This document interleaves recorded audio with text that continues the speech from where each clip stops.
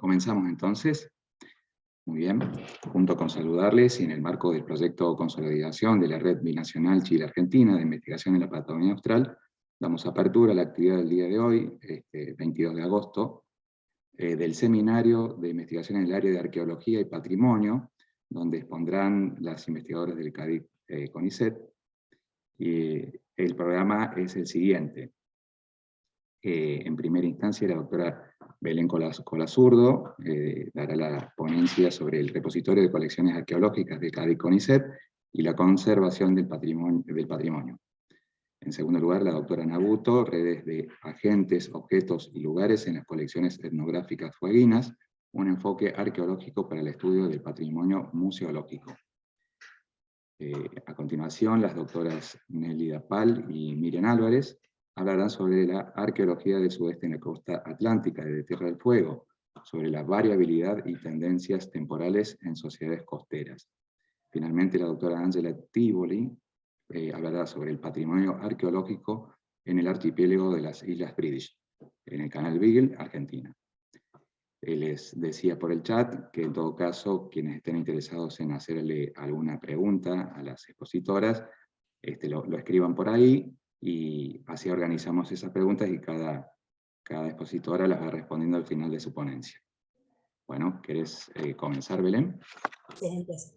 Bueno, buenas tardes. Bueno, como bien dijo Facundo, vamos a arrancar esta primera ponencia y yo les voy a contar el trabajo que estamos haciendo en el repositorio de colecciones arqueológicas, paleontológicas y geológicas, en realidad desde de las tres áreas, de CADIC CONICET, y cómo esto influye en la conservación y la preservación del patrimonio arqueológico.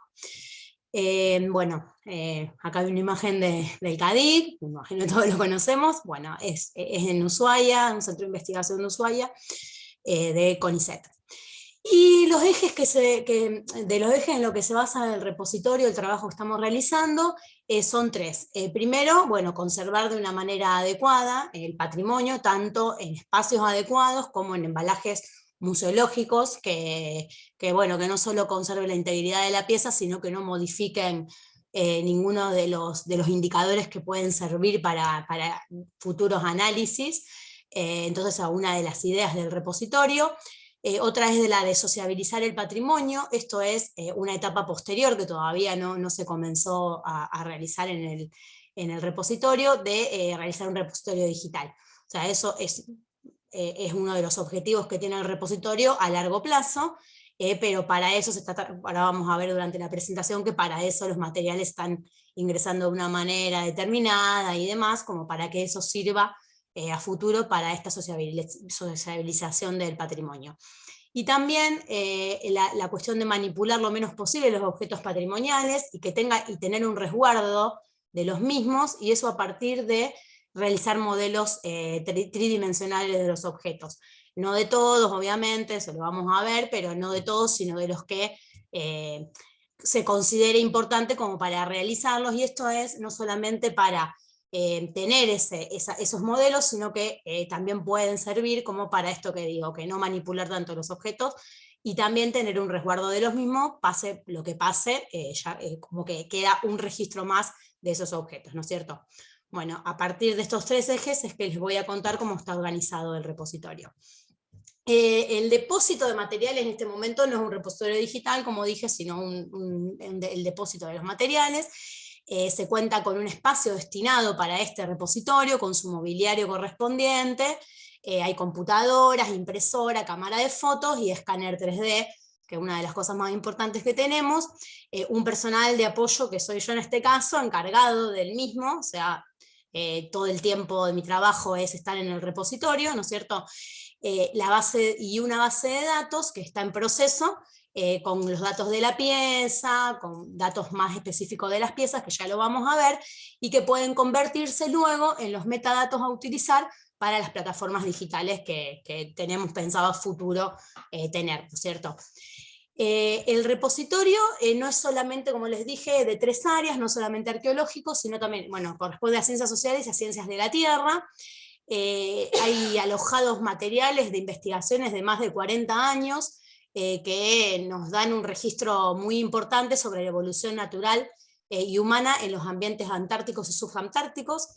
La colección arqueológica cuenta con más de 1 millón de piezas que provienen de más de 200 sitios arqueológicos de Tierra del Fuego. O sea, acá están alojados los materiales que fueron trabajando los investigadores durante todo este tiempo de desarrollo del Centro de Investigación y de la Arqueología en Tierra del Fuego. Y también está la colección paleontológica, que es una de las más grandes colecciones de invertebrados marinos, ignofósiles de la cuenca James Ross de la Antártida, de la cuenca austral y Malvinas en Tierra del Fuego. Bueno, no me voy a explayar sobre el material paleontológico, pero bueno, hay una colección muy importante que también depende de este repositorio, vamos, eso sería lo fundamental, ¿no es cierto? Con respecto al mobiliario, que es el primer eje, digamos, a mantener los materiales en un lugar adecuado, ¿no es cierto? El tipo de mobiliario es importante para la conservación del patrimonio que tenemos alojado en el repositorio. Contamos con armarios compactos, materiales de última generación, que tienen manijas y correderas en el piso, y esto facilita la accesibilidad a los diferentes sectores y la distribución, ¿no es cierto? O sea, esa distribución facilita la accesibilidad. Bueno, es muy importante este tipo de mobiliarios, digamos, porque bueno,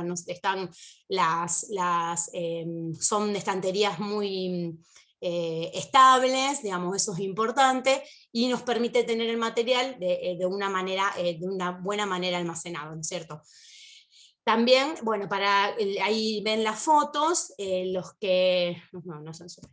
Estos cajoncitos son para la parte de paleontología, que bueno, eran las necesidades que tiene paleontología y arqueología. En el momento que se pensó en este repositorio, se pensó en las necesidades de las diferentes disciplinas, y como ven donde están las cajas, está el material arqueológico. Bueno, cajas, bolsas, son todas aptas para conservación, ¿no es cierto?, para no modificar los materiales, como les dije al principio. Cada mueblecito tiene la identificación con su número, la disciplina, el proyecto y los tipos de materiales que están alojados en el mismo, ¿no es cierto? Esto es para facilitar, como les decía, la circulación dentro del repositorio y también la fácil accesibilidad, sin tener que sacar todo para buscar una cosa. Entonces, que estén en orden también es una cuestión muy importante. Bueno, esa es una parte, todo lo que sea el mobiliario, todo lo que sea, bueno, le voy a dar más detalle cómo funciona el escáner, pero bueno, esa es una de las partes. La otra es la base de datos, de la que después podemos llegar a sacar los metadatos para el repositorio digital.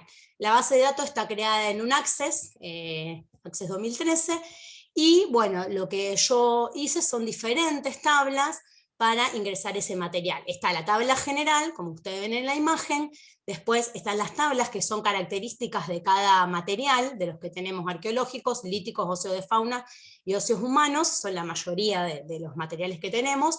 Después hay una de citas, por ejemplo, también, en donde, bueno, ahora les voy a mostrar lo que hay en cada una de esas planillas. Lo importante es que esas planillas también se interrelacionan, que eso es lo que vamos a ver después, entonces también la información está bastante ordenada. Digamos, cuando se quiere buscar algo, está bastante ordenada esta base de datos. La tabla general, bueno, esa es la foto general, y como está construido cada renglón de esa tabla general, está primero el número de registro nuevo del repositorio. Las siglas son Repositorio de Colecciones CADIC, RCC, y el número, que bueno, va del 1 al final, que no se empieza en el 1, y va hasta que tenga que volver a hacer todo de nuevo, bueno, en fin, hasta un número finito, digamos. Después tendrías que volver a hacer otra base de datos, porque también el tema que tiene la base de datos es de lugar, de espacio, de almacenamiento, y como son tantas piezas que tienen tanta información, entonces eso en algún momento también va a dejar de poder ingresar, y se va a tener que hacer otra cosa, otro y similar, y continuar, ¿no es cierto? Pero bueno, acá empezamos con el número de siglado, que es como si fuera el número de siglado en una biblioteca, ¿no es cierto? De un libro, ¿no es cierto? Bueno, acá no, de objetos arqueológicos. Después está el siglado que ya le han dado los investigadores, porque todo este material es material que ya está publicado, está trabajado por los diferentes equipos de investigación. En las bases de datos que yo me baso son las bases de datos que ya hicieron esos investigadores, nada más que yo le doy como un orden para todo y un orden más general, ¿no es cierto? Bueno, así que el siglado previo también está ingresado porque es importante para tener una doble referencia, la referencia del siglado del repositorio y también la del siglado previo, por si se pierde alguna, pasa algo, tenemos un doble control, ¿no es cierto? El lugar donde está ubicado en el depósito, o sea, el número de mueble, y los datos del objeto, que sea una lasca, sea un hueso, bueno, el dato del objeto, si es dato del objeto y qué material es, lítico, o sea, fauna, o sea, humano. Después los datos del sitio arqueológico y del tipo y de la excavación, si es una recolección superficial, si tiene cuadrículas, qué sector y demás, y el sitio, ¿no es cierto? Y dónde está ubicado el sitio también, datos del sitio.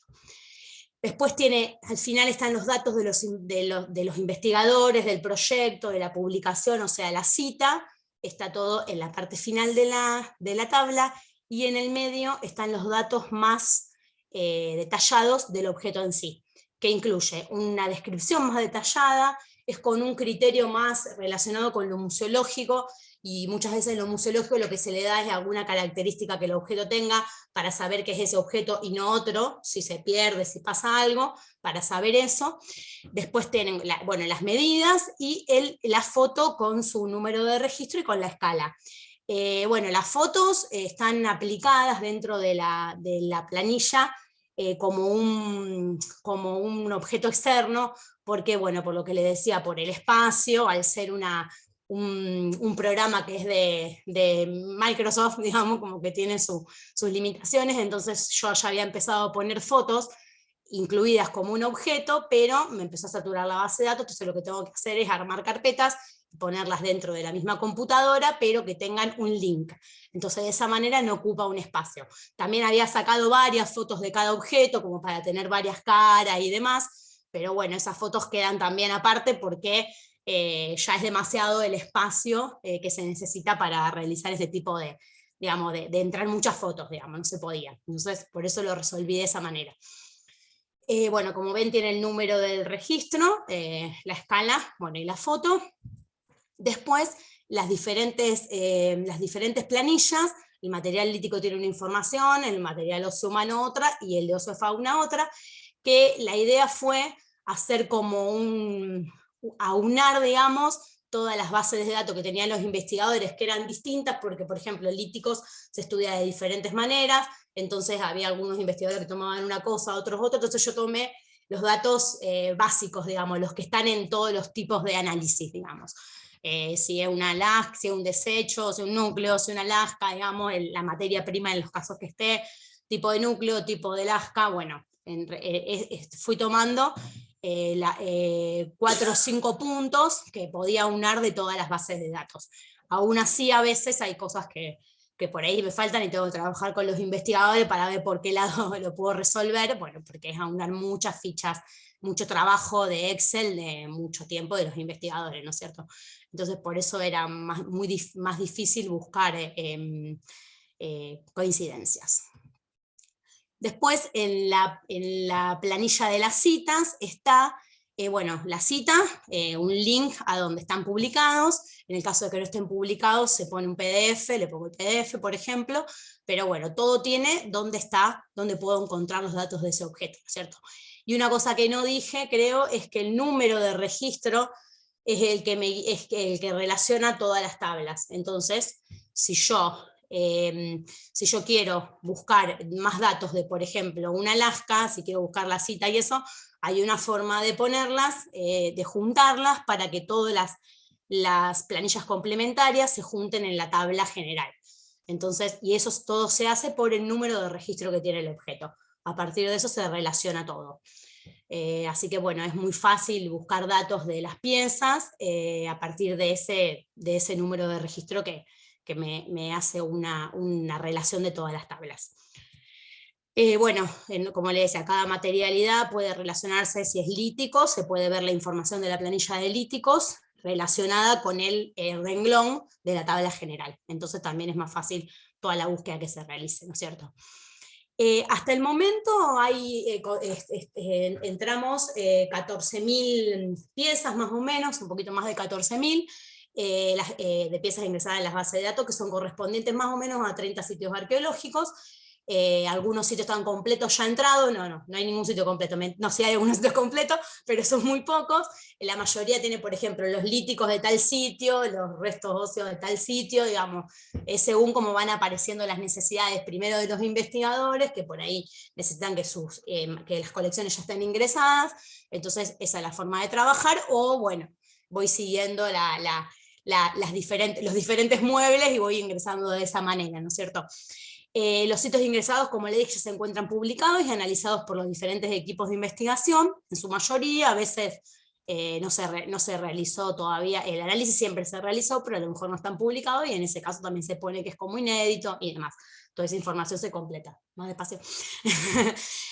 Pensando a futuro, como les decía, todos estos datos ingresados pueden servir para para hacer los metadatos de una plataforma digital que permita sociabilizar este conocimiento, como bueno, se viene haciendo en diferentes instituciones, entre ellas CONICET con las publicaciones, por ejemplo, y demás. Entonces la idea es que pueda haber algo como eso.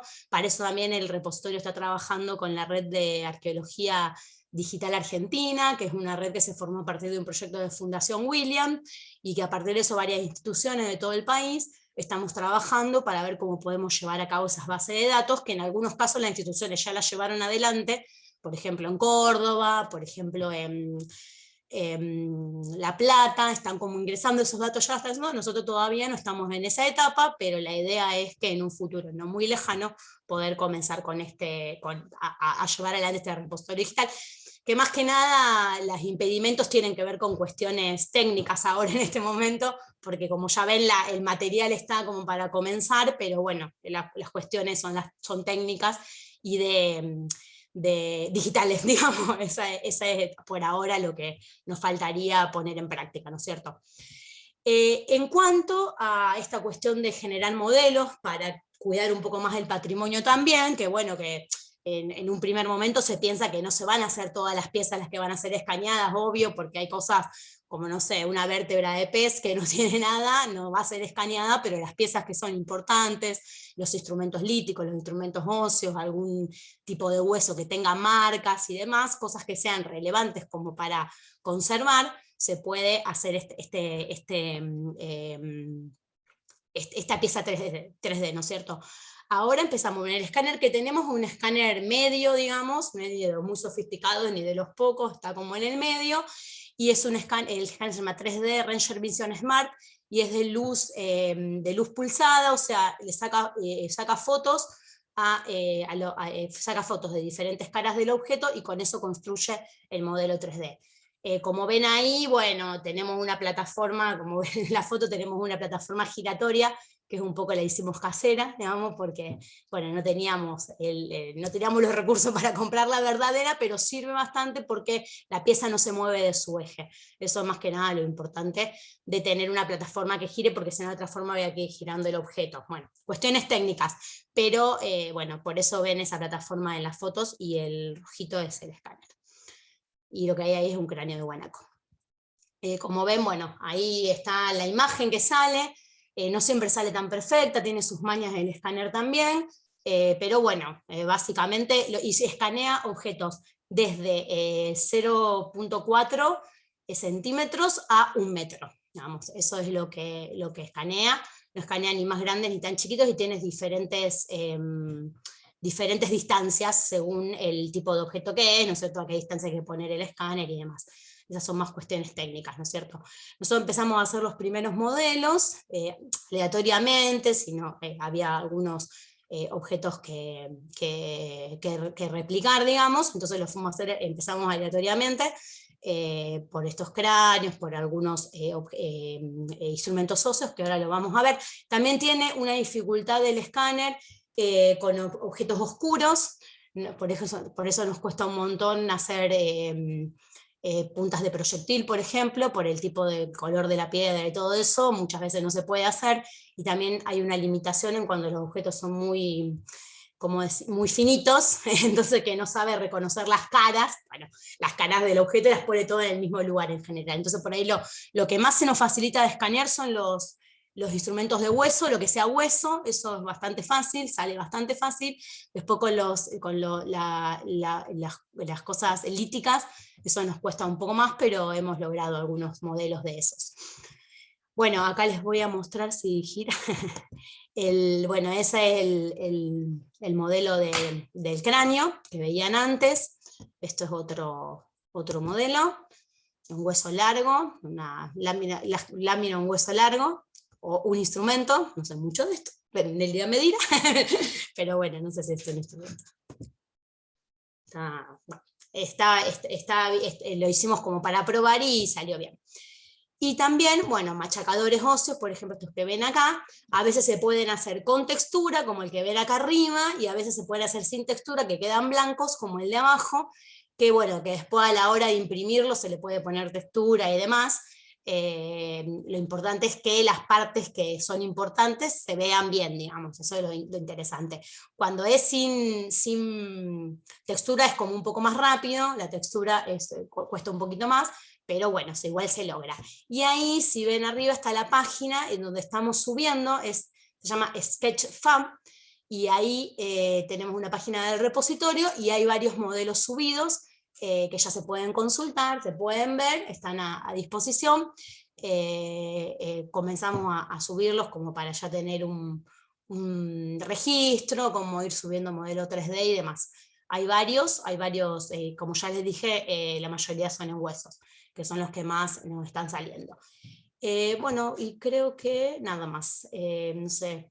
Bueno, más que nada esos eran los ejes que les quería compartir sobre cómo estamos trabajando en el repositorio. Bueno, y la futura idea esta de tener un repositorio digital que, bueno, sería muy bueno y estaría muy bueno no solamente para nosotros, sino también para la comunidad científica, digamos, y para el público en general. Lograr eso sería como el ideal del repositorio, ¿no es cierto? Así que bueno, si tienen alguna pregunta, o se escribieron, no sé si escribieron alguna pregunta o no, porque no vi el chat.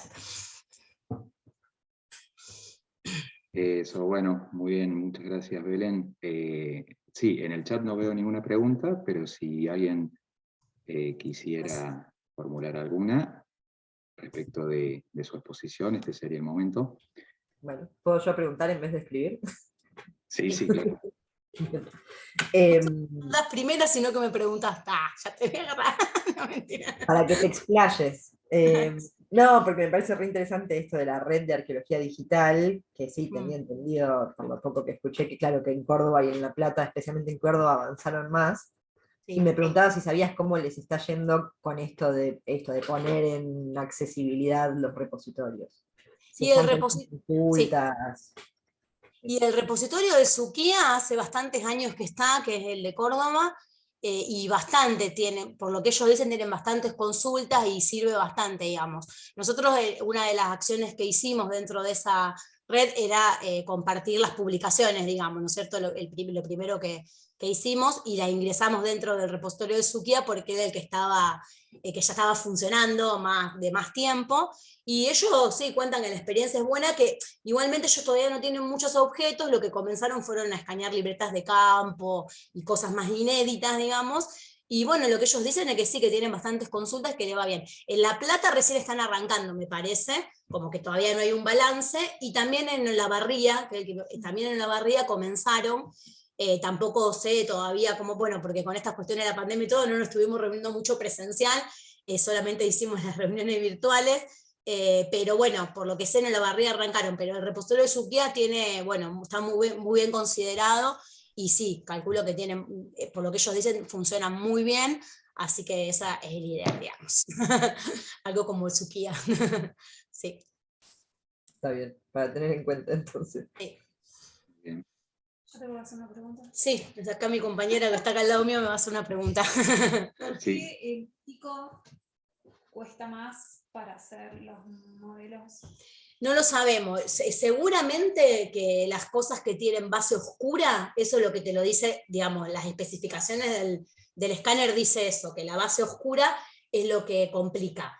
Después, el tema de que no reconozca las caras de una punta de proyectil, por ejemplo, no sé a qué corresponde. Porque la verdad que lo que tiene este escáner es que es bueno, pero como es ruso, y el costo técnico es ruso, entonces como que es difícil de entenderse cuando vos le haces una consulta, por ejemplo, ¿no es cierto? Entonces no sabemos por qué, es que no reconoce. Igualmente el escáner como que tiene una parte que se puede hacer como, o sea, se puede utilizar en manera manual, ¿no es cierto? O sea, alguien puede, que sepa de diseñar imágenes, armar la imagen. O sea, yo te digo que a partir del programa y que lo pongo no me lo hace, pero capaz que alguien encargado, que sepa bien de imágenes, puede unirlo.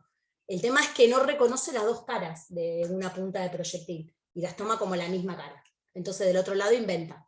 Y no sabemos, lo del oscuro sí sabemos, y se puede utilizar algún tipo de producto que haga blanco, digamos, pero el tema con esos productos que uno no sabe si modifican a la hora de querer hacer un análisis, no sabemos si modifica algo, digamos, algo químico, digamos, si es reversible, exacto. Entonces por ahí lo hicimos con piezas que estaban fuera de contexto o que eran de experimentación, y han salido, con eso blanco han salido, con ese, bueno, hay un líquido especial, pero nosotros, por ejemplo, compramos un talco para pies que era en aerosol y que hace como la capa. Incluso en paleontología hemos hecho muchos amonites, y lo que hacen los paleontólogos para sacar fotos es justamente blanquear la pieza, y salieron perfectos, digamos. Y igualmente no son oscuros los amonites, de la mayoría son de un color más claro, pero si lo hacíamos sin ese blanqueado no salían tampoco. Entonces el lítico se complica, digamos. Algunas en color verde, verde claro, algún blanco ha salido, pero lo negro se complica bastante. Y esa es una cuestión del escáner. Después que no reconozca las caras, ya es algo más técnico, te diría. Sí. Así que sí, eso.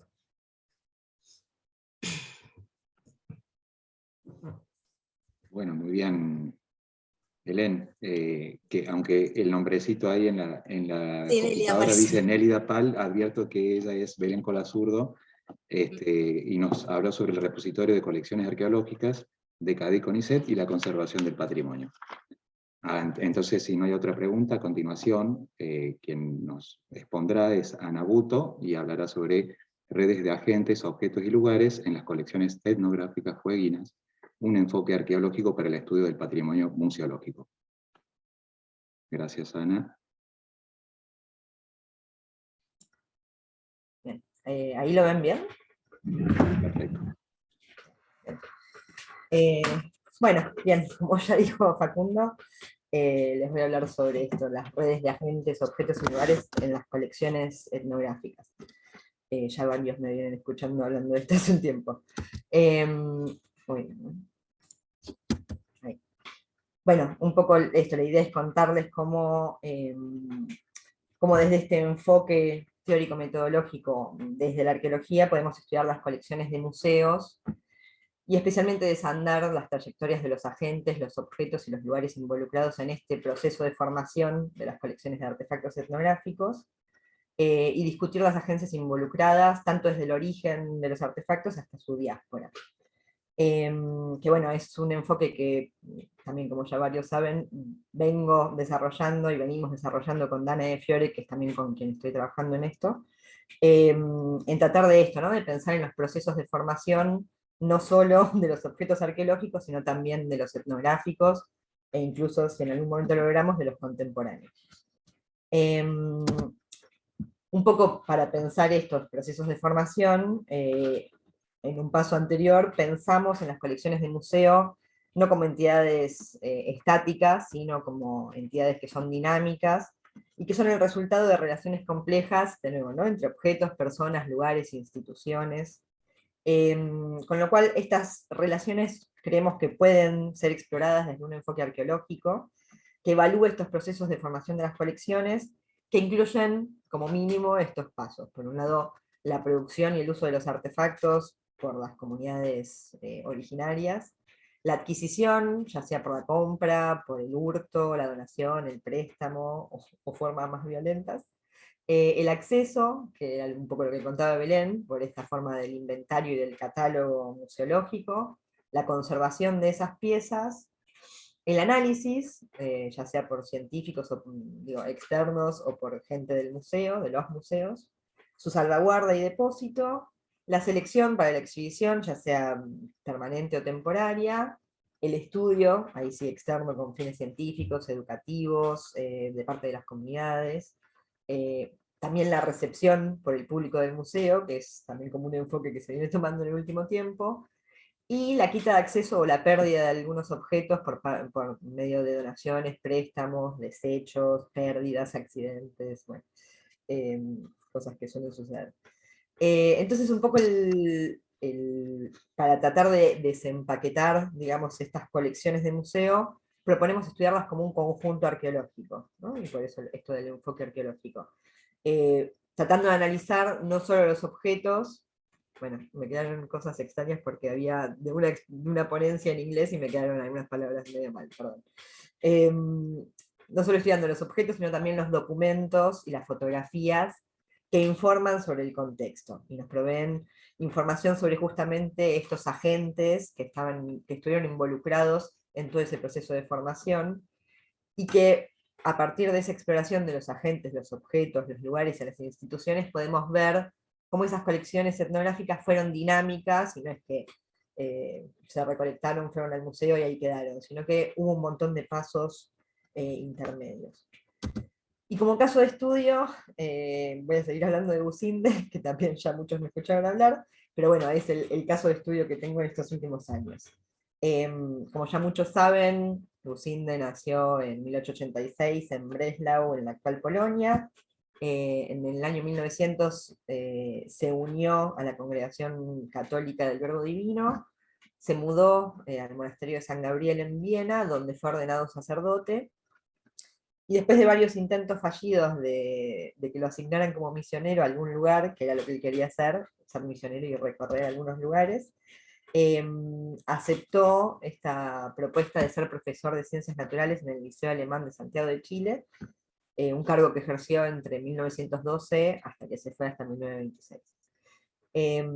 Es dentro de ese espacio de tiempo que desarrolla estas expediciones a Tierra del Fuego que todos conocemos, entre 1918 y 1924, y una vez que se va de Chile y se vuelve a instalar en Viena, hace su doctorado en etnología en la Universidad de Viena, con una tesis sobre las poblaciones originarias de Tierra del Fuego.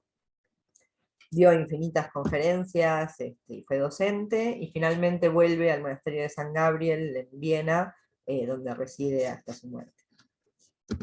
Bueno, estos son, como ya saben, algunos de los lugares por los que estuvo recorriendo cuando estuvo en Tierra del Fuego. Y un poco lo que les quería contar, más que nada, eran estos distintos agentes involucrados en estos procesos de formación. Entre los agentes como que actuaron antes del viaje de Businde y durante, están estos que no suelen ser tan tenidos en cuenta.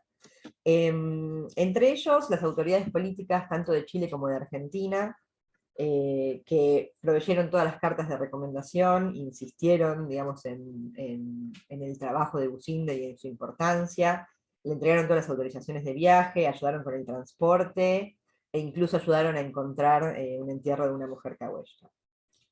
Los agentes religiosos, quizás justo no de la congregación de Businde, sino los anglicanos y salesianos que estaban en Tierra del Fuego, también cumplieron un rol muy importante. Por un lado, financiaron parte de sus viajes, le proveyeron alojamiento, le permitieron estudiar las colecciones etnográficas que están en el ahora Museo Territorial Salesiano de Punta Arenas, lo cual le dio a Businde, ¿no?, como un conocimiento anterior a adentrarse en el territorio, y le enseñaron los hábitos y el lenguaje celta. Los estancieros también jugaron un rol predominante al alojar a Businde por muchas semanas, otorgarle provisiones y ponerlo en contacto con los yaganes, especialmente. Y los directores y el personal de museo también tuvieron un rol muy importante, especialmente el director del Museo de Etnología y Antropología de Chile, que fue quien le propuso directamente la exploración de los pueblos originarios de Tierra del Fuego, financió parte de los viajes, proveyó los contactos que le permitieron también a Businde, ¿no?, instalarse en territorio y lograr en definitiva su investigación. A cambio, este museo recibió una gran parte de las colecciones, Y sin embargo, otros tantos museos que recibieron colecciones, específicamente los de Viena, no contribuyeron de ninguna manera a los trabajos de campo, con lo cual ayudaron en parte a que estas colecciones estén desmembradas y que estén en última instancia en diáspora. En sus interacciones con los pueblos fueguinos, Gusinde trató también, como todo etnógrafo, y como muchos seguimos intentando, ganarse la confianza de sus sujetos de estudio y de los pueblos con los que estaba trabajando. Para ello proveyó medicamentos, comida y regalos, también proveyó dinero, llevó las fotografías tomadas en expediciones anteriores, y herramientas de metal que intercambió por objetos tradicionales, que ahora son los que están en los museos. Incluso propuso a los yaganes construir canoas miniatura para vender como objetos exóticos, que están en los museos y que vemos que ahora los yaganes también siguen produciendo. A su vez, los pueblos fueguinos tuvieron diferentes actitudes hacia Gusinde, que esto también es algo que veníamos viendo en las fotografías, digamos que a pesar de que fueran distintos los fotógrafos, se podía permear la agencia de los sujetos, y en las colecciones también vemos un poco esto, eso es lo que estamos rastreando. Los Selknam, que siempre fueron reticentes al contacto con los extranjeros, parecen haber establecido una relación más o menos fluida con Gusinde, que incluyó por un lado la oferta de alojamiento, la oferta de objetos de uso cotidiano, la guía, ¿no? En tanto lo guiaron varios Selknam por paisajes desafiantes, incluso salvándole la vida después del accidente, y lo dejaron observar y registrar la ceremonia secreta del Jaín con estrictas reglas de observación, ¿no? Los yaganes, por otro lado, pusieron en práctica esta tradicional actitud abierta hacia los extranjeros, durante la estadía tanto de Gusinde como de Wilhelm Coppers, que se sumó en el tercer viaje. Les permitieron participar en diferentes ceremonias, como el Tierhaus, el Kina, incluso la Yamala Yemoina, a cambio de regalos, ¿no? Y eso también es interesante, este intercambio en el cual ellos entregaron cestas, arpones, canoas miniatura, para que Gusinde, según él dice, llevara de regreso a su país. Dentro de este pueblo, Nelly Calderón Lorenz, esta mujer yagán casada con el hijo del misionero Fred Lorenz, jugó un rol muy importante al facilitar justamente las interacciones con los yaganes y casi fomentar la participación de los yaganes en las ceremonias, sin contarle, ¿no?, cosas a Gusinde, y en la recolección de objetos tradicionales. Las interacciones con los Kaweshkar fueron mucho más cortas, y el número de personas contactadas y entrevistadas también fue menor, pero los Kaweshkar de Puerto Ramírez recrearon una de las ceremonias secretas, e incluso produjeron máscaras ceremoniales para que Gusinde de nuevo se las llevara, digamos, a su país, y se llevara esta cultura material a distintos museos. Este es un poco el diagrama como de resumen, aunque no parezca tan resumido, de los procesos de formación de las colecciones. Dado que una vez que estos objetos dejaron Tierra del Fuego, vemos que tuvieron como un largo recorrido. El primer destino al que fueron a parar los objetos cada vez que Gusinde terminaba su trabajo de campo fue el Museo de Etnología de Santiago de Chile, que es lo que seguimos haciendo los arqueólogos, ¿no? Una vez que se termina una campaña, las cosas van a un lugar, que suele ser el lugar de trabajo de los científicos. Por lo tanto, un primer destino de estas colecciones fue este museo, donde quedó gran parte de las colecciones, hasta que en 1975, cuando se abre el Museo Antropológico Martín Gusinde en la isla Navarino, muchos o varios artefactos solo yaganes fueron donados, y en 2019, bueno, la pandemia lo cortó, en el 2021 también se fueron donando otros objetos para que volvieran a su territorio. Por otro lado, en 1923, Wilhelm Coppers llevó parte de esas colecciones al monasterio de San Gabriel en Viena, y Gusinde llevó otra parte al irse de Chile en 1926. Parte de esa colección estuvo exhibida en el Museo Etnográfico Misionero de San Gabriel, que cerró hace más o menos una década, y los objetos permanecen en este momento en la casa misional misma, en donde, de hecho lo que me enteré ahora hace un mes, es que el espacio que ocupan ahora los objetos era una capilla que quedó en desuso y que decidieron usarla como depósito, digamos, como repositorio, como diría Belén, sin una sociabilización tan grande de esos objetos, que es un poco a lo que voy a discutir al final. En 1925, parte de esa colección que está y sigue estando en el monasterio de San Gabriel, fue donada a la Exhibición Misional Vaticana, que fue una exposición que tuvo tanto éxito que finalmente se transformó en la parte etnológica de los museos vaticanos, y es donde también están esos objetos desde ese entonces.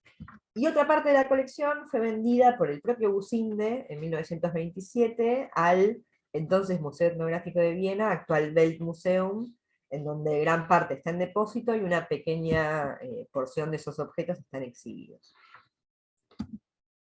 Si miramos, de nuevo volvemos a las tablas, no tan grande como la de Belén, si miramos un poco esto en tablas, la distribución de estos objetos en los distintos museos, vemos que no es para nada homogénea y que están bastante desigualmente distribuidos entre los museos. Por un lado registramos un total de 153 artefactos Selknam en solo 3 museos, 158 artefactos Chagall en todos los 5 museos, y menos 90 artefactos Kaweshkar en 4 museos. Creemos que esta distribución puede ser parcialmente explicada por las misiones institucionales de los museos y las agencias, las acciones de sus directores. Por ejemplo, el Museo Antropológico Martín Businde, como les decía, solo exhibe artefactos Chagall, con lo cual hay ahí como una búsqueda de solo ese tipo de artefactos, que son los que se corresponden con el territorio en el que está el museo. Y el Museo Etnológico Vaticano solo exhibe máscaras ceremoniales que también pertenecen al pueblo Chagall y al pueblo Cahuello. Por otro lado, el número de artefactos por sociedad también puede ser relacionado con la cantidad de tiempo que estuvo Businde con cada uno de esos pueblos. Con el pueblo Selknam estuvo 5 meses, con el pueblo Chagall 7, y con el pueblo Kaweshkar estuvo solo 3 meses. Incluso encontramos también un número desigual de artefactos domésticos versus ceremoniales, que es un poco lo que veníamos investigando en el último tiempo para tratar de encontrar estas distintas agencias. Y encontramos que, por ejemplo, hay solo 3 artefactos ceremoniales de origen Selknam, mientras 31 son de origen Chagall y 8 son de origen Kaweshkar, que en comparación con la cantidad de artefactos total siguen siendo importantes. Con lo cual entendemos que esta es una clara indicación de que cada sociedad tuvo sus propias actitudes y negoció la entrega de su cultura material en sus propios términos. Los Selknam siguieron siendo reticentes respecto de su vida y su cultura material ceremonial. En cambio, los Chagalles y los Kaweshkar tuvieron una actitud más abierta. Como parte de la continuación de este proyecto, que forma parte de mi proyecto de investigación de carrera, estamos analizando otras colecciones etnográficas desde el mismo enfoque, tratando de rastrear, digamos, estos distintos agentes y estos distintos procesos de formación, entre ellas las que están resguardadas en el Weltmuseum, que bueno, son distintas colecciones, las que están en el Museo Etnológico Don Bosco, en las afueras de Torino, que también son de artefactos recolectados por los misioneros salesianos que estuvieron en Tierra del Fuego, una pequeña colección del Instituto de Etnología de Göttingen en Alemania, y también una pequeña colección que está en el Museo Etnológico de Berlín. Y estoy como en proceso de rastrear más colecciones etnográficas que, como decía al comienzo, están en diáspora en distintos museos. Así un poco como para cerrar, lo que quiero subrayar es esta propuesta, digamos, de un enfoque arqueológico para estudiar también las colecciones etnográficas. Creemos que se pueden analizar los procesos de formación de las colecciones, incluyendo el estudio de los objetos como un conjunto, que al contrario del estudio de los objetos individuales puede proveer patrones significativos, y estudiar tanto la información escrita como la información visual, que aportan una información contextual sobre esos múltiples agentes que estuvieron involucrados en la manipulación de todos estos objetos. A su vez, buscar las distintas agencias que constituyen las colecciones y evaluar el impacto diferencial que tuvieron en cada uno de esos distintos procesos de los que hablaba al comienzo. Analizar la trayectoria de las colecciones, que implica esto, ver cómo se fueron separando y cómo fueron yendo a distintos museos, o bueno, a distintos espacios en los cuales ni siquiera están demasiado abierta la accesibilidad. Y una parte que me parece importante de resaltar, que es involucrar la participación de las comunidades indígenas fueguinas, considerando sus necesidades, objetivos y valores en una colaboración que sea mutuamente respetuosa.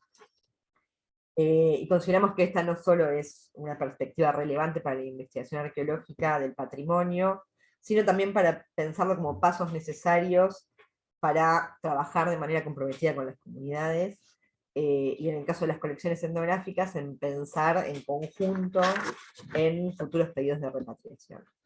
Y por eso estamos iniciando, digamos, los diálogos con todas estas comunidades. Gracias.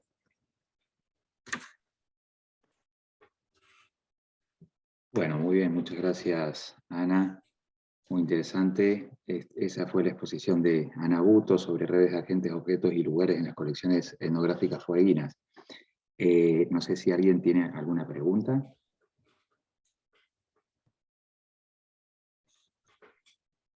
En el chat no veo ninguna. Si puede ser, a mí me interesaría preguntarle algo a Ana. Sí, claro. Quería saber si alguna de estas instituciones ha mostrado algún interés por la producción actual de las comunidades, de los integrantes de las comunidades originarias. Bueno, en este viaje me encargué un poco de esa parte. A partir del relevamiento de esa pequeña colección que está en el Instituto de Göttingen, que es una ciudad pequeña en Alemania, pero que fue una ciudad importante porque se dedica a tener universidades desde hace, no sé, 5 siglos, tienen un montón de colecciones de distintos lugares, y a partir del relevamiento que yo inicié el año pasado, surgió la propuesta de incluir, digamos, como es una colección Selknam muy pequeña, que solo tiene, creo que algunas flechas y algunas cestas, surgió la idea de incluir una cesta realizada por Margarita Maldonado, por una mujer Selknam actual que tiene sus talleres de cestería, de incluir una cesta producida por ella dentro de la exhibición, para poder mostrar, por un lado, que esa práctica ancestral continúa hasta el presente, e insistir en que el pueblo Selknam está vivo, ¿no? Que es algo que en las colecciones etnográficas y en los museos etnográficos siempre solemos estar con este estereotipo de que los pueblos originarios fueguinos están extintos. Así que sí, digamos, algunas pocas instituciones están tratando de pensar en una museología que llegue hasta el presente, ¿no? Y que los museos etnográficos no hablen solo del pasado, sino que traten de colaborar con las comunidades indígenas. Pero bueno, hasta ahora son pocas las experiencias.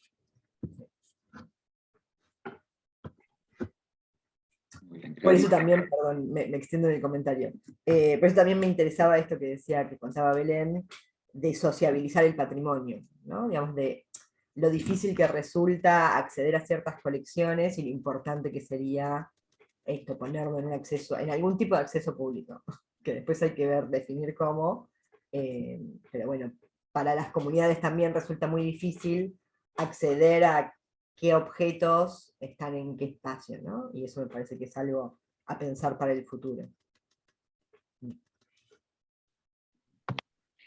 Excelente, Ana, clarísimo. ¿Puedo hacer una preguntita? Sí, claro. No, media tonta capaz que, pero cuando vos empezaste a tener relación con, digamos, con las instituciones donde tenían estas colecciones, ¿sabían de la importancia de las colecciones? ¿Sabían qué tenían? ¿Estaban muy escondidas y no sabían que estaban? ¿Cómo fue? No sé si ya lo dijiste, pero ¿cómo fue ese proceso, digamos? ¿Sabían ellos de la importancia de los objetos que tienen? Nuestros. Nuestros, tal cual. Sí. Y algunos sí, algunas instituciones tienen en claro la importancia y otras no. Así me animo a decir que esa importancia depende del curador a cargo y cuánto se haya formado o no el curador a cargo. Claro. En el caso de esto de Göttingen, el curador a cargo es un etnólogo, formado como etnólogo, entonces tiene como una idea general y a partir de que yo le comenté algunas cosas, como que la importancia de la colección, aun por más de que sea muy chiquita, tenía como la idea de, bueno, esto, el fin del mundo, ¿no? Tierra del Fuego y todos los imaginarios asociados. Y después hay otros espacios que no, que me parece que no tienen ninguna idea de la importancia que tiene la conservación de algunos objetos que ni siquiera están en nuestro territorio, ¿no? Y ahí del lado argentino o chileno. Hay objetos que están en Europa que no están en las colecciones ni argentinas ni chilenas. Y eso me parece un dato no menor a tener en cuenta a la hora de pensar en esto, en repatriaciones, por ejemplo. Porque justamente esto que decía, ¿no? Al haber habido como una selección, y por ejemplo, que muchos museos se hayan quedado con artefactos ceremoniales, de los cuales, por lo que vengo viendo, hay muy pocos, porque hubo una reticencia a entregar esa cultura material, muchos quedaron en museos de Europa en los cuales ni siquiera están exhibidos. Claro. Y eso, sí, me parece que es un desafío pensar qué hacer con esos objetos. Si los exhibieran, ni siquiera sabrían a lo mejor qué poner algunos, digamos, o sea, como por qué exponerlo, digamos. Claro, son cosas que vienen de hace mucho tiempo y si no estás formado exactamente en las colecciones del museo, no sabés todo lo que tiene, digamos. Y esto es muy lejano, por eso digo. Sí, Muy lejano en espacio físico y en el tiempo también, digamos. y es imposible que haya como sí, una formación respecto de la cultura material fueguina, ¿no? Digo, Claro. respecto de Tierra del Fuego pasa algo interesante, que es que la mayoría de los especialistas en Tierra del Fuego estamos en Tierra del Fuego. Sí. Entonces hay como que crear lazos con otras instituciones para saldar ese desconocimiento, me parece. Sí. Sí. Ok.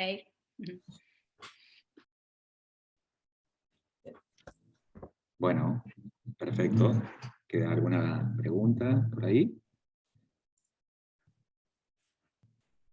Muy bien, entonces continuamos con la tercera parte de las exposiciones. En esta oportunidad estará brindando la charla las doctoras Nérida Pal y Miriam Álvarez sobre la arqueología del sudeste en la costa atlántica de Tierra del Fuego, la variabilidad y tendencias temporales en sociedades costeras. Muy bien, gracias Nérida y Miriam. Las escuchamos. Hola, ¿cómo están? Pero dame un segundito que se me trabó con la presentación anterior. Ahí está. Voy a ver si puedo proyectar la mía ahora.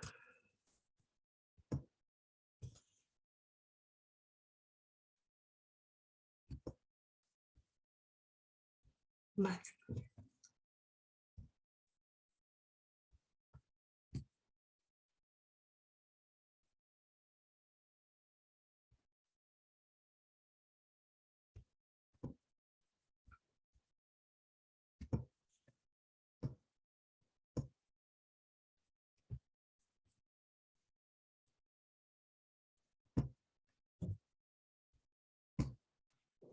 Qué picardía, Nérida, la habías asistido a Belén y ahora se te complicó a vos. Bueno, salió. No, ahí se ve. Sí. Ah, perfecto. Bueno, arranco yo hasta que se pueda sumar Miriam, que está con un problemilla técnico, pero bueno, una vez que pueda, se suma.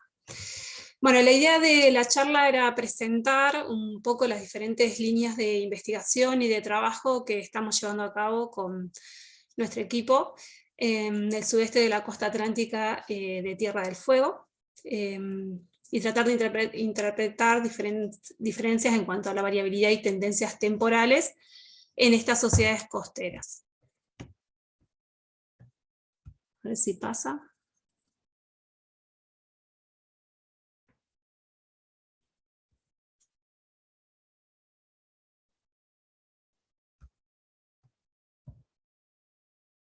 No pasa la diapo, ¿no? No. Es un, No pasa nada. lo que veo es un PDF, ¿puede ser? Ahora sí. Ahora sí. Ahí está. Bueno, Como una breve introducción, nuestro área de trabajo se localiza en el sudeste de la costa atlántica, que es una región que ha sido poco explorada en relación con otras áreas como es la estepa y el canal Beagle, pero presentaba diferentes indicadores muy interesantes para llevar a cabo trabajos de investigación arqueológica en la zona, como por ejemplo la explotación de recursos marinos y terrestres, una tecnología similar a otras regiones, que se localizaba en la zona ecotonal, denominada Parque Fueguino, y se ubica en una zona intermedia entre sociedades cazadoras recolectoras con una especialización marítima, y cazadores recolectores pedestres con una preferencia a la caza de mamíferos terrestres hacia el norte. Y también contaba con un importante patrimonio cultural que en la actualidad se encuentra amenazado principalmente en las zonas de acantilados por los derrumbes que se vienen ocasionando. Y eso lo vemos, digamos, durante el trabajo de campo. Nosotros presentábamos como objetivos tratar de determinar la antigüedad de ocupación en esta zona sudeste, identificar las estrategias de producción y consumo de los artefactos líticos y óseos, evaluar las estrategias y la gestión del uso del espacio, y tratar de identificar la interacción de la sociedad con respecto al ambiente, como así también tratar de identificar la relación existente entre estas áreas con otras regiones del archipiélago magallánico fueguino. Bueno, vamos a comenzar con las prácticas sociales vinculadas a la tecnología, lo que observamos en los conjuntos analizados en esta región del espacio es una escasa variabilidad artefactual y baja frecuencia de artefactos retocados. Generalmente se presenta como en un trinomio que son filos largos retocados, filos cortos retocados y puntas. En los sitios hay un número variable de restos de manufactura, núcleos lascas y posibles preformas de puntas. Bueno, a la derecha se observan el conjunto característico, digamos, del sudeste de la costa atlántica.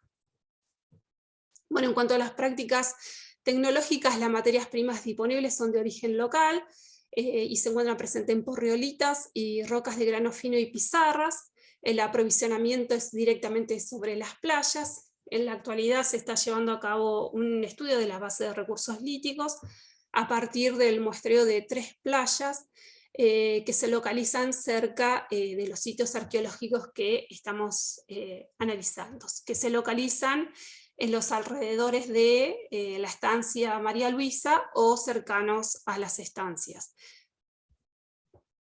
Bueno, en este gráfico lo que quisimos resaltar es que hay una distribución heterogénea de los artefactos líticos representados, de las categorías líticas representadas en cada uno de los sitios. Pero los grupos tipológicos que generalmente se encuentran son los mismos. Por ejemplo, como ya dije, las puntas de armas, los filos cortos retocados y los filos largos retocados. Nuestro equipo de trabajo lleva a cabo tanto el análisis tecnomorfológico de los artefactos, es decir, tratar de identificar las formas en las cuales fueron manufacturados, como así también identificar los usos en los cuales intervinieron los diferentes artefactos líticos. Entonces, a partir de la metodología de análisis funcional, podemos identificar en algunos contextos el trabajo de hueso, el trabajo de madera, como así también el trabajo de pieles. Ahora vamos a ver más adelante que cuando hacemos el análisis de las actividades productivas desarrolladas en cada uno de los sitios, hay diferencias. Entonces, ¿qué observamos con respecto a las prácticas tecnológicas? Que si bien no hay mucha diversidad en los conjuntos artefactuales, sí hay diferencias en la representación de estos grupos tipológicos en los sitios bajo estudio. Y además, cuando incorporamos el análisis de los contextos de uso, lo que se infiere es que hay diferencias en cada uno de estos sitios. En algunos sitios se trabajó principalmente, por ejemplo, el cuero, en otros sitios hubo una combinación del trabajo de cuero, madera y piel, y en otros sitios resalta, por ejemplo, el trabajo de hueso. Entonces, aparecen las mismas categorías tipológicas, pero la función y el contexto de uso varía de acuerdo a cada uno de los sitios. Bueno, con respecto a la tecnología, tanto lítica como ósea, pero ahora me voy a detener más en lo óseo, se llevó a cabo un análisis, un programa experimental exhaustivo, en el cual se tuvo en cuenta las materias primas, es decir, se llevó a cabo la búsqueda de la materia prima a partir de la recolección de carcasas de animales, con el cual se cuenta con el permiso del Ministerio de Ambiente de la provincia de Tierra del Fuego. Una vez que se obtuvieron las materias primas, los huesos de los animales, lo que se llevó a cabo fue la réplica de los objetos a partir de replicar las técnicas de manufacturas desarrolladas, digamos, tratar de identificar fielmente, o lo más fielmente posible, las técnicas de manufactura desarrolladas por las sociedades cazadores-recolectoras que habitaron aquí en el territorio. Para eso se tuvo en cuenta toda la información obtenida a partir de crónicas y también de la comunidad, de las comunidades vivas de los pueblos originarios. Entonces, materias primas técnicas, se elaboraron los diseños y después se las utilizó para desarrollar diferentes actividades. En el caso de las puntas aguzadas, como en el caso que vemos en las imágenes, ahora se va a utilizar para hacer una cesta. Yo hice una réplica de cesta, pero muy pequeñita, pero la idea es posteriormente que se lleve a cabo la confección de una cesta completa, para identificar luego los rastros de uso, que se superponen a los rastros de producción que llevan a cabo, digamos, diferentes gestos y técnicas, como corte, pulido, que genera un rastro tecnológico, a eso se superpone el rastro de uso. Y por eso, digamos, es importante tener un programa experimental bastante exhaustivo. Bueno, en cuanto a las prácticas vinculadas a la tecnología ósea, los materiales, los artefactos que aparecen en los sitios arqueológicos son machacadores, cuñas, cuentas de collar y retocadores.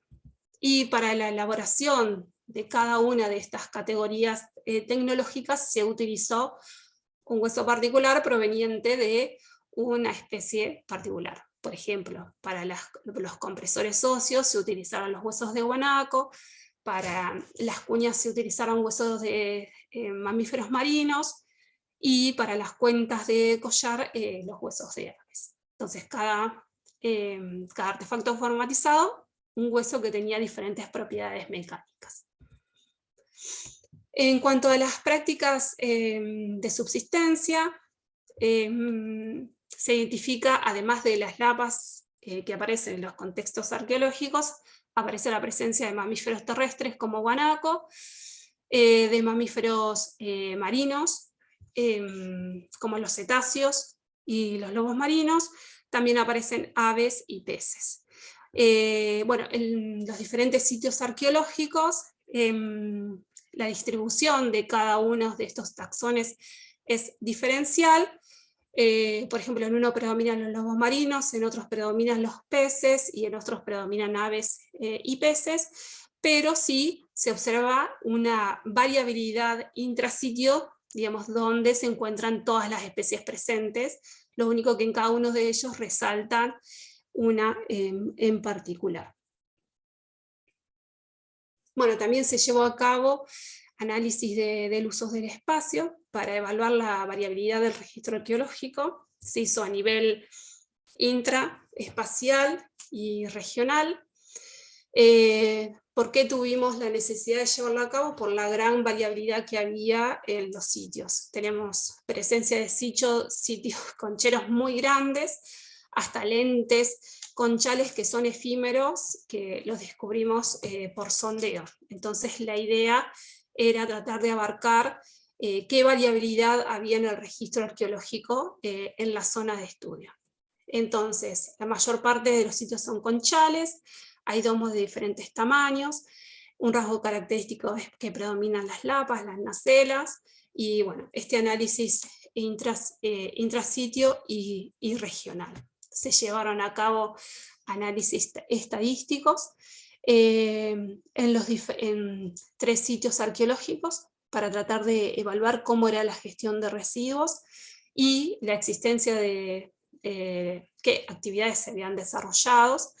Los resultados lo que indican en líneas generales es que en aquellos sitios de mayor tamaño las actividades son difíciles de identificar por la superposición de basura que se fue generando, y obviamente en los sitios donde no hay capas de conchales tan grandes, sí se pudieron identificar, por ejemplo, el fogón y las diferentes áreas de, por ejemplo, hay un área directamente vinculada al procesamiento de piel, que está relacionado con las actividades de piel, y otras áreas vinculadas al procesamiento de los animales.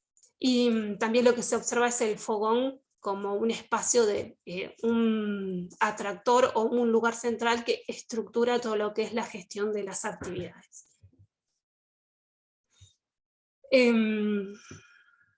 Bueno, en cuanto a en los sitios vinculados a la gestión de las actividades de talla, se produce el procesamiento de roca en todos los asentamientos, aunque no todas las materias primas desarrollaron, digamos, las mismas trayectorias. Varía la proporción de materias primas, de los tipos de materias primas por sitios. En algunos sitios hay mayor explotación de pizarra con rocas finas, en otros sitios hay mayor explotación de riolitas. Y bueno, de la fauna ya lo mencioné, que exhibe una distribución variable en los diferentes sitios,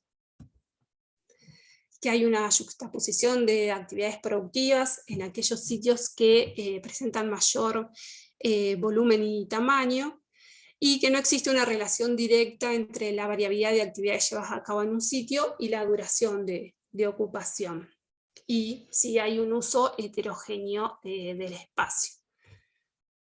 Los sitios, por ejemplo, se localizan en áreas cubiertas de bosque, también se ubican cercanos a bahías, entre los 20 y 25 metros sobre el nivel del mar, se localizan sobre pendientes suaves entre 5 y 15 grados, lo que brindan reparo también a los vientos dominantes, y los asentamientos también se encuentran vinculados a espacios que no desaguan hacia las cuencas hidrológicas interiores, sino directamente al mar.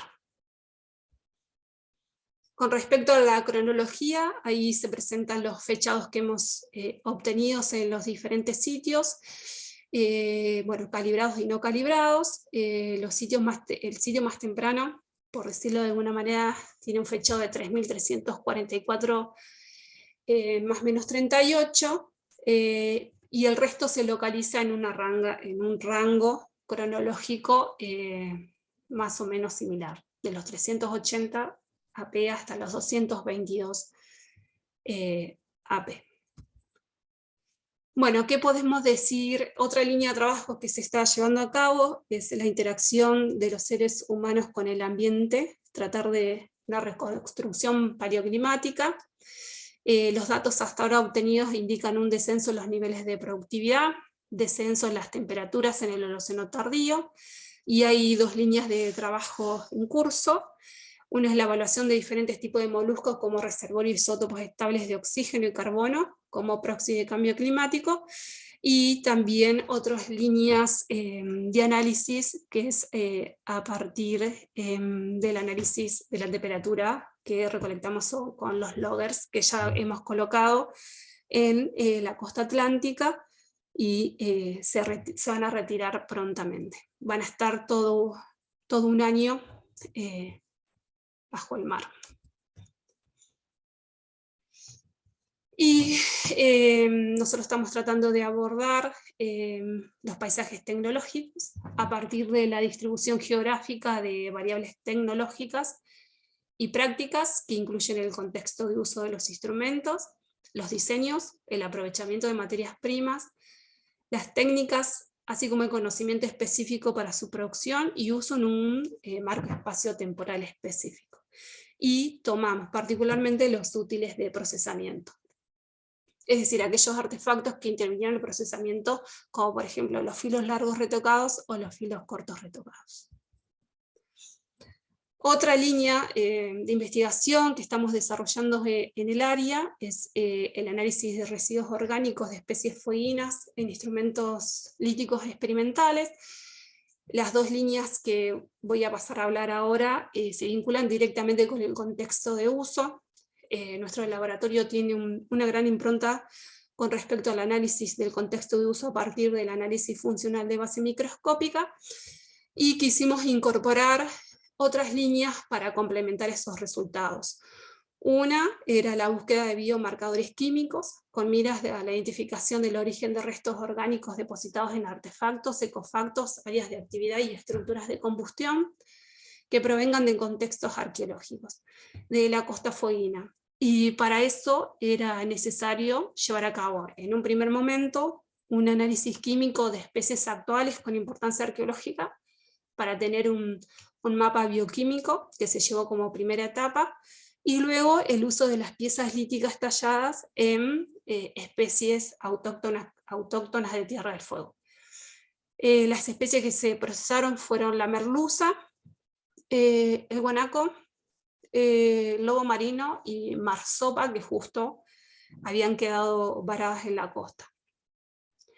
Y como conclusión de estos trabajos que se están desarrollando en conjunto con Irene Lantos y Marta Mayer en la Universidad de Buenos Aires,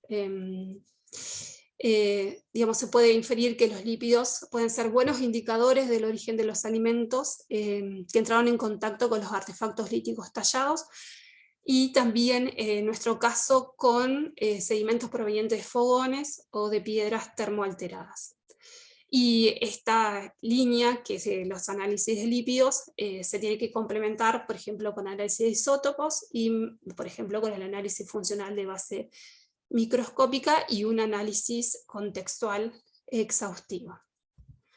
Bueno, algunas de las experimentaciones que hemos llevado a cabo con carne y grasa de 3 especies, el proceso a partir de artefactos manufacturados en riolita y pizarra, los recursos provenientes de la costa atlántica y el tiempo de uso. Y por otro lado, también vinculado con marcadores bioquímicos, llevamos a cabo un análisis de los recursos del bosque fueguinos a partir de la reconstrucción de saberes y prácticas. Entonces, ¿cómo abordar este recurso que generalmente no se conserva en el registro arqueológico, pero quizás de forma indirecta lo podríamos llegar a identificar? Y sabemos que fue de importancia como alimento para los pueblos originarios fueguinos. Entonces, primero fue abordar la identificación de las representaciones culturales de lo que es considerado comestible, los usos en el pasado y en el presente, y el cambio de las prácticas alimentarias a través del tiempo, cómo se fue dando en los pueblos originarios de Tierra del Fuego. Y este trabajo también se hizo en conjunto con Irene Lantos y con Margarita Maldonado y Mari Maldonado de la comunidad Sengnam de Tierra del Fuego.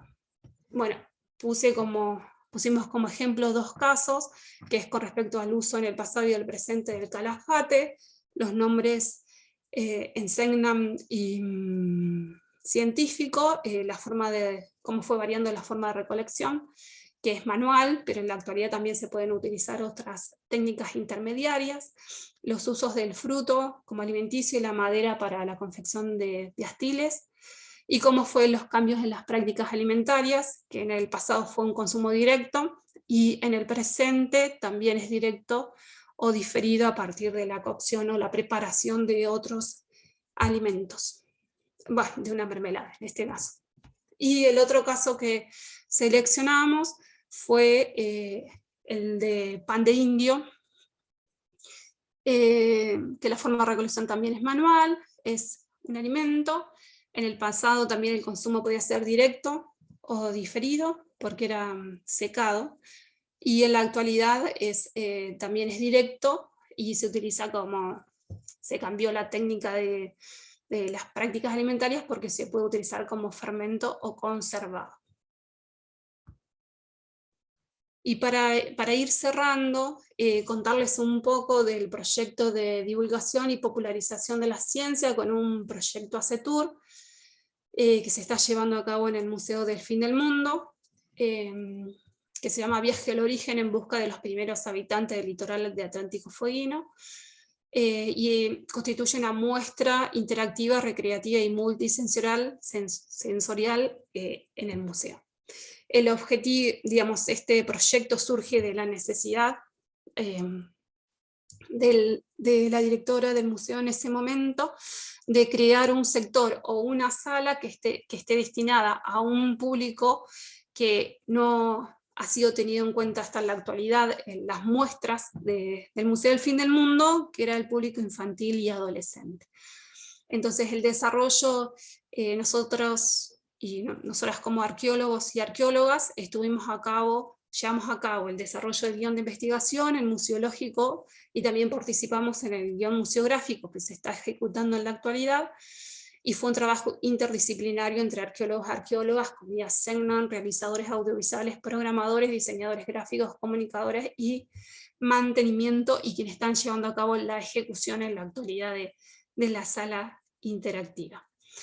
También el objetivo era revalorizar y poner en valor en cuanto al patrimonio cultural de los pueblos originarios que habitaron la costa atlántica, como así también fomentar o revalorizar el rol, digamos, de investigación de los arqueólogos y las arqueólogas que trabajamos en las distintas unidades académicas.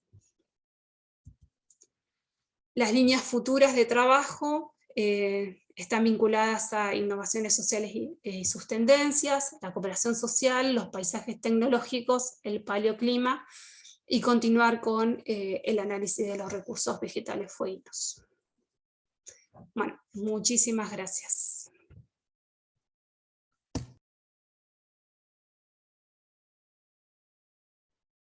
Bueno, muchas gracias a vos, Nélida. Y bueno, por supuesto le agradecemos a Miriam, que aunque no la tuvimos conversando, sabemos que estuvo desarrollando la ponencia también. No sé si tenemos alguna pregunta para Nélida.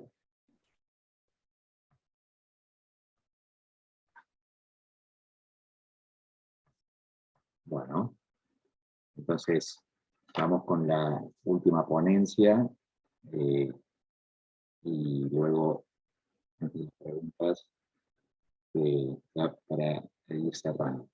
En esta oportunidad va a disertar la doctora Angélica Tivoli sobre patrimonio arqueológico en el archipiélago de las Islas Peruche, en la zona del canal Beagle, en Argentina. Hola, buenas tardes. Bien. A ver, voy a compartir.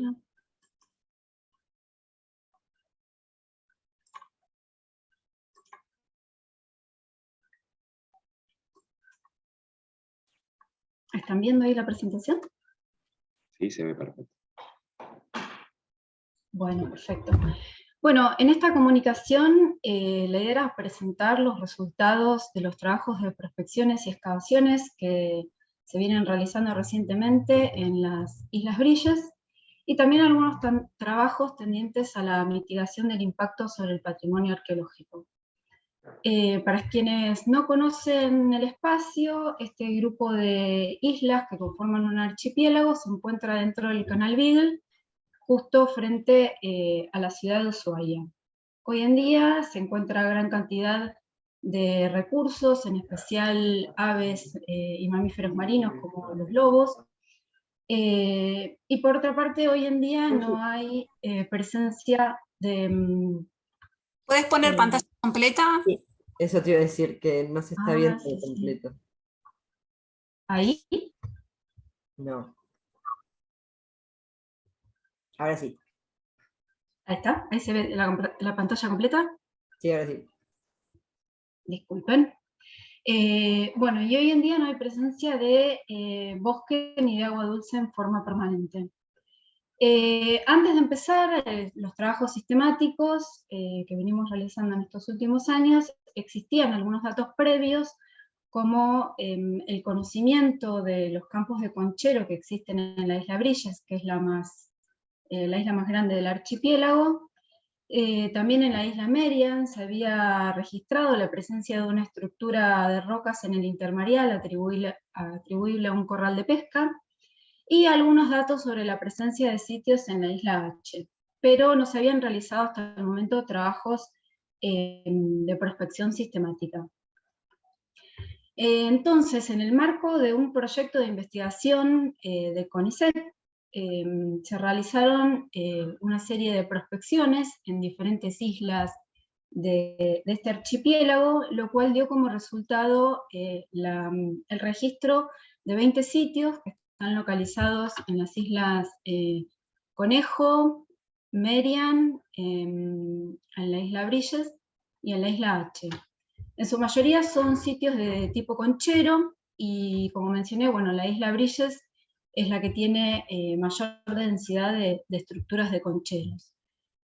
Luego nos concentramos en el trabajo en la isla Merian, donde se realizaron algunos sondeos que registraron la presencia de ocupaciones humanas durante el Holoceno medio y tardío.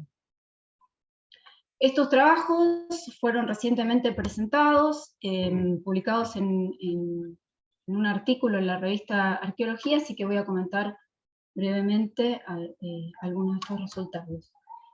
En primer lugar, con respecto al caso de la isla Merian, como les comenté, existía el dato de la presencia de una estructura de rocas atribuible a un corral de pesca, pero las nuevas prospecciones dieron cuenta de una cantidad importante de sitios.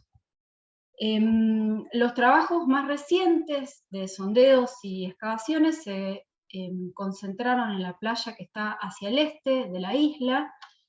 En primer lugar, se realizó un sondeo sobre la línea de la playa actual, en un conchero, que es el sitio denominado Merian 1.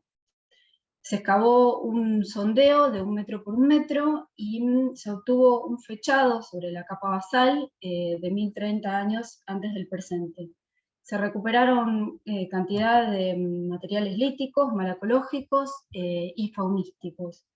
Los primeros niveles de este conchero se encontraban bastante perturbados.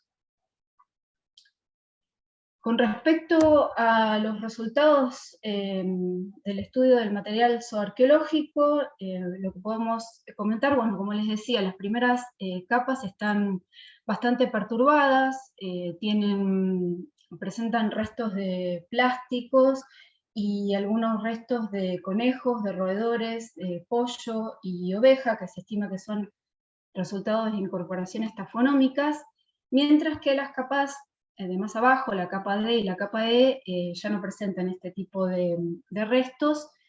La mayor parte de los restos se encontraron en la capa E. En cuanto a los recursos aprovechados, en primer lugar tenemos los peces, que es la mayor proporción del conjunto. De las especies que pudieron ser identificadas, hay una preponderancia de especies del intermareal, mayormente de Paranototenia magellanica. Los restos avifaunísticos, que comprenden el 18% del conjunto, en su mayoría son pingüinos, seguidos por cormoranes, aunque también se registra la presencia de pardelas y de albatros. Y entre los mamíferos, los más importantes son los restos de pinípedos, aunque también se encontraron cantidad de restos de cetáceo con marcas de procesamiento y restos de guanaco con marcas de procesamiento que indican descarne y fragmentación de los huesos para la obtención de tuétano. Con respecto a los artefactos, en primer lugar los artefactos óseos, si bien no son muy abundantes, la mayor parte se encuentran principalmente, como comenté, en las capas basales. Se registró la presencia de cuentas de collar, las que llamamos cuentas largas de collar, confeccionadas sobre huesos de ave, un fragmento de punzón y artefactos realizados con hueso de mamíferos marinos. En cuanto al artefactual lítico, se recuperaron gran cantidad de desechos de talla, especialmente en la capa basal, en la capa E. Se recuperaron además 7 artefactos formatizados y un percutor.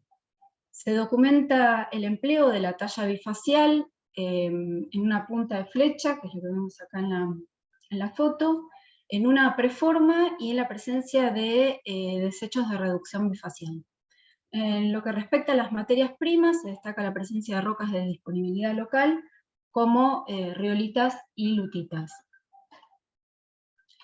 Bueno, por otra parte, a través de un relevamiento que se realizó con geólogos, se identificó un cordón litoral que corresponde al máximo nivel alcanzado por la transgresión marina del Holoceno.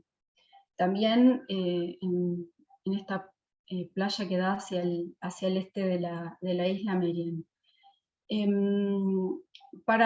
Entonces, esto nos daba la oportunidad de evaluar la posibilidad de encontrar sitios con ocupaciones tempranas. Entonces decidimos realizar una serie de sondeos por detrás de este cordón litoral, por debajo de los abanicos de sobrelavado, y realizamos 9 sondeos de 25 por 25 centímetros por 25 centímetros, de los cuales 2 fueron positivos arqueológicamente. Con lo cual decidimos ampliar la excavación de uno de ellos, el caso de Merian 2, y realizamos una ampliación de la excavación. Este depósito dio como resultado un depósito de unos 40 centímetros con 4 unidades estratigráficas.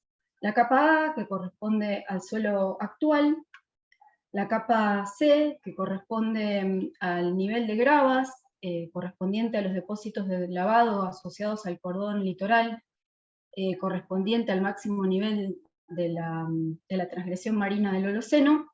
Por debajo, la que llamamos capa S, que son unos sedimentos finos compactos de coloración oscura, y por debajo se encuentra directamente el TIDI. Todos los materiales que recuperamos, se encontraron más materiales arqueológicos y fueron recuperados inmediatamente por debajo de la capa de grava y apoyando sobre la capa S. Se encontró una agrupación de materiales líticos en unos 80 centímetros más o menos de diámetro, en el cual se encontraron 2 fragmentos de núcleo y una cantidad de lascas, en su mayor parte sobre pangolita. No se identificaron restos óseos o malacológicos asociados en esta excavación, pero la posición estratigráfica de los materiales sugiere una ocupación breve en momentos previos a la finalización de la transgresión marina del Holoceno. Estos son los trabajos que estuvimos haciendo de prospección y excavación en la isla Merian. Y ahora lo que les voy a comentar es otro tipo de actividades que estuvimos desarrollando en la isla Brilles, que como les comenté es la isla más grande de este archipiélago, donde realizamos actividades que tienen que ver con la conservación y la protección del patrimonio. Este sector que está acá, denominado Puerto Carelo, tiene una gran cantidad de concheros, de agrupaciones de concheros. Este sector, además, es utilizado para diferentes fines. En primer lugar, se utiliza dentro de los circuitos turísticos que realizan diferentes compañías que hacen viajes en catamarán y que paran en este lugar y hacen un recorrido por la isla. También se encuentran actividades correspondientes al club náutico, y este espacio también ha sido utilizado para una instalación artística. Todas estas actividades han generado diferentes impactos sobre el patrimonio arqueológico de estas islas, de esta isla, y bueno, a partir de eso lo que realizamos fue un relevamiento para evaluar la preservación de los sitios arqueológicos y las perturbaciones. Lo que detectamos fueron diferentes tipos de perturbaciones, en este caso, estas dos fotos de arriba, donde se puede ver parte de una de las sendas principales de turismo, que hacía el recorrido por encima de las estructuras, de una de las estructuras anulares de un gran conchero, y lo que pudimos detectar es la pérdida, no solo la pérdida de la cobertura vegetal, sino además la pérdida de las primeras capas de la superficie, de las capas más de arriba del conchero, con exposición de materiales. En el caso de la segunda senda, que es una senda que se usa, es una senda secundaria que se usa por prestadores que bajan a la isla con menor cantidad de pasajeros, con catamaranes o embarcaciones más pequeñas, digamos, y hacen una excursión con menor cantidad de pasajeros. De todos modos vemos también que alrededor de una de las estructuras anulares se detecta también la pérdida de la cobertura vegetal, y donde se empieza a ver la exposición de parte del conchero. Por otra parte, por fuera de estas sendas turísticas también vemos la existencia de algunos pozos de huaqueo, y también perturbaciones producto de las construcciones que hay en estas islas. Bueno, a través de un proyecto ACETUR, que son unos proyectos de apoyo tecnológico al sector turismo, dependientes del Consejo Federal de Ciencia y Tecnología, un proyecto que fue dirigido por la doctora Andrea Rayarrey, se proyectó un cambio en esta senda turística principal, y una puesta en valor de los recursos naturales y culturales. Entonces, tomando como base la información que habíamos recolectado previamente respecto de las perturbaciones, lo que hicimos fue delimitar un sector diferente, un sector nuevo, para hacer un posible cambio de la senda turística, y que no pasara por encima de los concheros para no seguir produciendo perturbaciones. Entonces, en el marco de este proyecto, lo que se hizo fue un cambio en el trazado de esta senda y un mejoramiento de la senda con señalamiento, y posteriormente se colocó cartelería interpretativa sobre los recursos naturales y culturales. Esto, bueno, permitió dejar de impactar sobre estos concheros y poner en valor los recursos. Entonces, bueno, un poco a modo de cierre, los trabajos que estuvimos realizando en este sector de islas nos permitieron señalar que las mismas fueron ocupadas durante el Holoceno Medio y el Holoceno Tardío. Los resultados obtenidos del conjunto del Holoceno Tardío indican una incidencia, una gran contribución de los peces a la dieta, y destaca también la presencia de guanaco que podrían haber sido transportados como presas para su consumo. Como tareas a futuro, consideramos que tenemos que hacer más foco en los trabajos tafonómicos para entender las perturbaciones que pueden generar los animales fosoriales y las colonias de aves, como en este caso hay una gran colonia de gaviota cocinera. Por otra parte, esperamos poder hacer un mapeo de las geoformas litorales, del Holoceno, este trabajo que estamos efectuando en conjunto con los geólogos del CADIC, y también esperamos ampliar las excavaciones por detrás de los cordones litorales como para obtener material para fechar.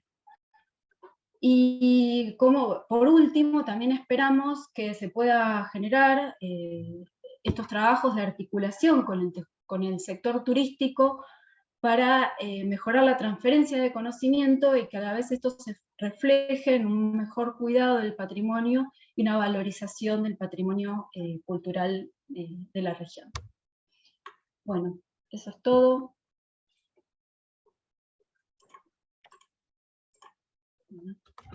Bueno, excelente, Angie. No sé si tenemos alguna pregunta, en el chat no veo ninguna.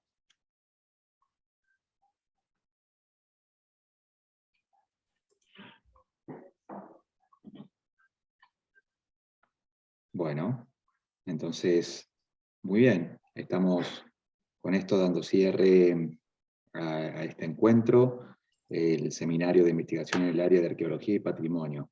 Le agradecemos y bueno, en breve va a estar subido esto al canal de YouTube de CADIC. Así pueden ustedes compartirlo con algunos eventuales interesados. Muy bien, muchas gracias entonces. Muchas gracias por la Angie, invitación. Ana, Belén, a los asistentes, a quienes preguntaron. Muchas gracias. Gracias. Gracias. Chao, gracias. Gracias a todos.